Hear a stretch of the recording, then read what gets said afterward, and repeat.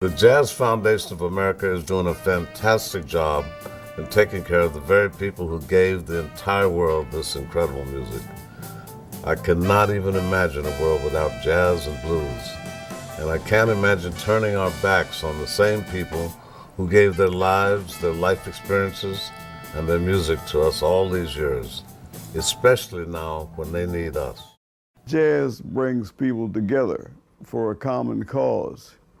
And in this day and age when individualism seems to be so strong, you like me first, it's all about me. Well, in jazz, it's not all about me, it's all about us. It's just too bad that so many of us who've been out there for years and years struggling, and it has been a struggle, I don't care who it is, if they're in the jazz community, they have struggled. You get to a point where you've been working for yourself all these years, you haven't had a health plan, you don't have a 401k plan, and you get to a point where one day you slow down or you get sick, and then all of a sudden you don't have that safety net that many of the rest of us take for granted. Dick Parsons, who I've known for some time because we were both involved in shelter animal philanthropy, asked me to come to a meeting to meet the people from the Jazz Foundation, and it was love at first sight.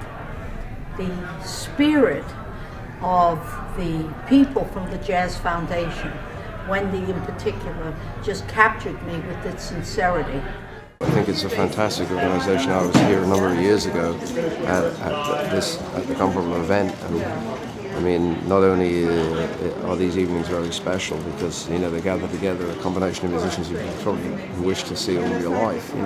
Particularly in the case of these individuals who provided so much enjoyment for so many people for so long, they're deserving of our support and help. But most importantly, it just feels good to be a part of it. Your family lost a lot in Hurricane Katrina, didn't you? Yes.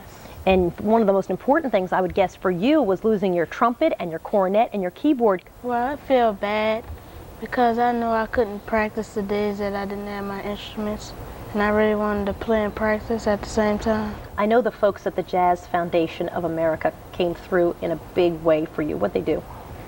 Well, they gave me this trumpet. Mm-hmm. And it's a pretty special trumpet. They gave me a keyboard. They really helped me out. I was excited. Yeah?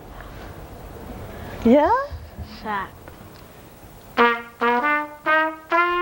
When the Katrina hurricane happened, the first thought we had was, we're the people who've been dealing with jazz and blues musicians' crises for 16 years. How could we not be there for them now?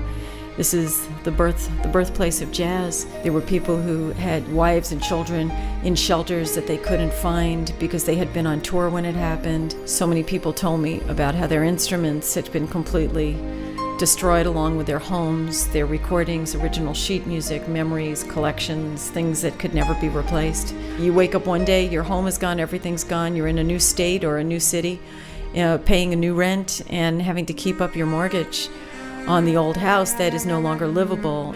We've been able to stave off foreclosures.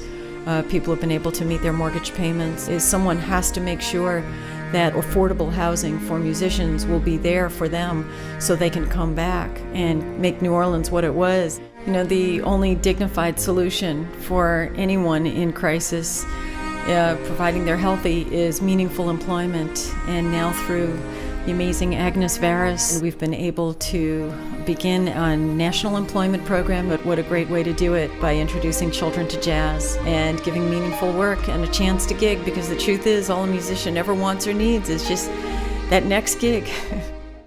This is what you call the blues.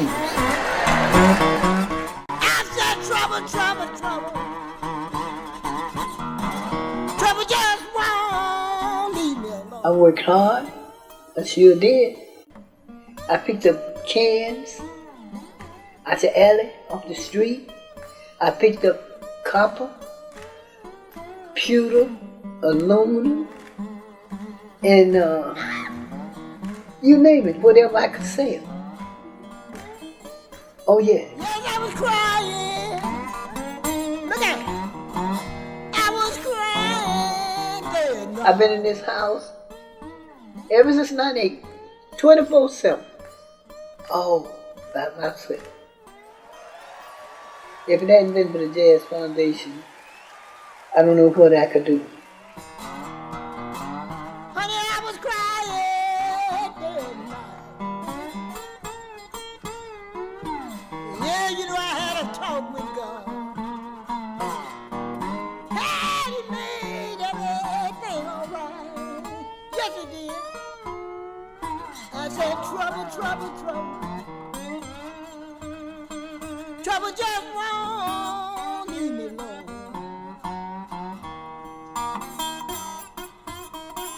Oh, trouble, trouble, trouble, y'all. Honey, just won't leave me alone.